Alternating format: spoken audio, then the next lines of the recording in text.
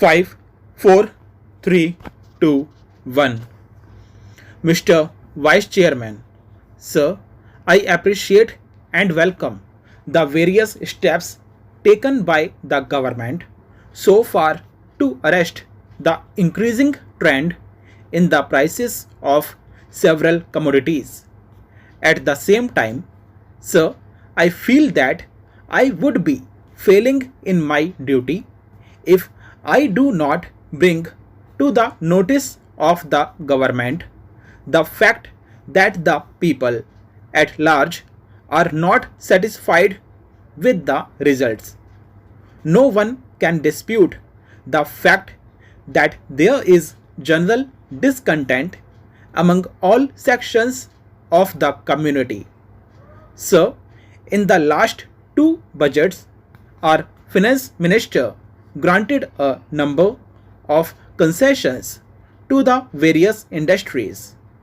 But I wish to point out that none of these benefits were passed on the consumers. Let us take the recent example. The tea planters of the country, particularly from the south, made a big hue and cry and got certain concessions from the government. But I do not think there is any reduction in the price of tea available in the shops. Let us also take the example of edible oil.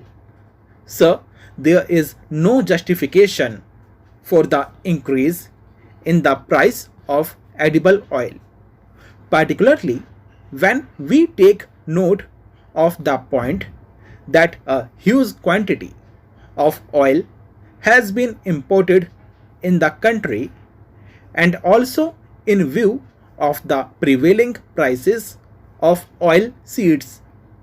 Sir, the finance minister was good enough to invite suggestions from the members of this house.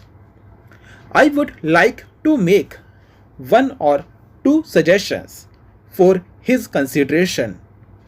Sir, for a very long time, the organized sector of the employees in this country, to whichever political ideology they belong, have been demanding that all industrial establishments in the country should be compelled to open fair price shops and sell essential commodities to their workmen at subsidized prices. It is these salaried employees, sometimes who are prepared to pay any price demanded by traders, and as a result, the prices are shooting up. If at least this section of the community was supplied with essential goods at reasonable prices, it will work as a means of goods at reasonable price. In some cases, the producers feel it will be profitable for them to suppress the production and sell those essential articles in black market and get enough profit.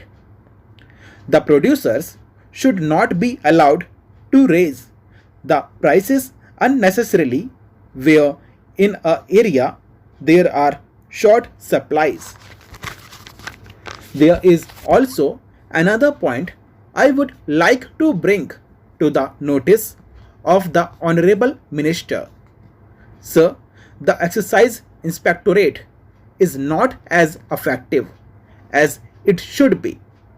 I am coming, sir, from an area where nearby there are a large number of oil mills which produce oil, particularly groundnut oil.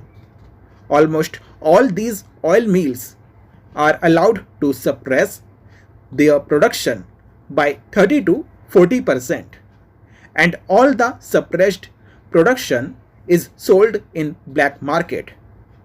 If they are brought to the regular production list and regular market and regular sales, the pressure on oil prices may not be that much as we are having today.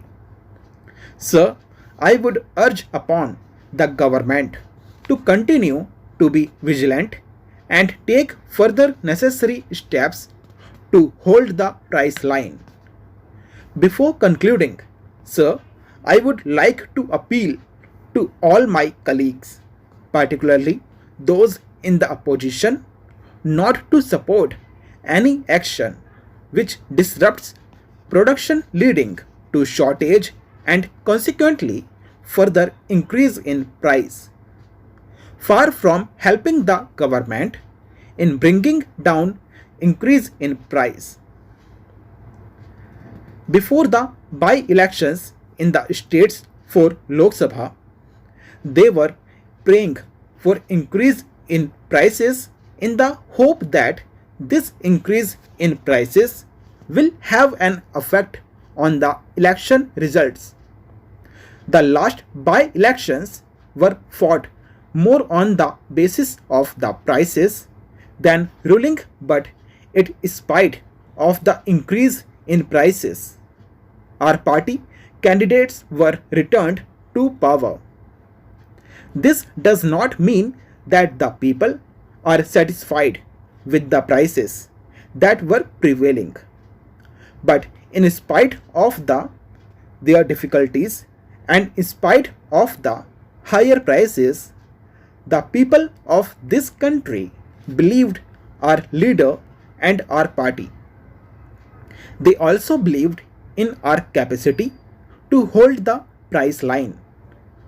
They also believed that this can be done and controlled only by the government, led by the Prime Minister and by no other person. At the same time, I would like to give a word of caution to my own leaders. This comparison with the other countries does not satisfy anybody. We cannot be compared with the developed countries where the inflation is higher. There is no other country in the world which is having half of its population under the poverty line. Therefore, what is needed now is not satisfactory comparison but action, and nothing but action. Therefore, the simple question of managing the economy is very important. The same thing has happened in the case of sugar. Even when government had ample sugar stocks, they did not care to release the stocks to bring down the price when the sugar was selling at rupees 14 to rupees 16 per kg.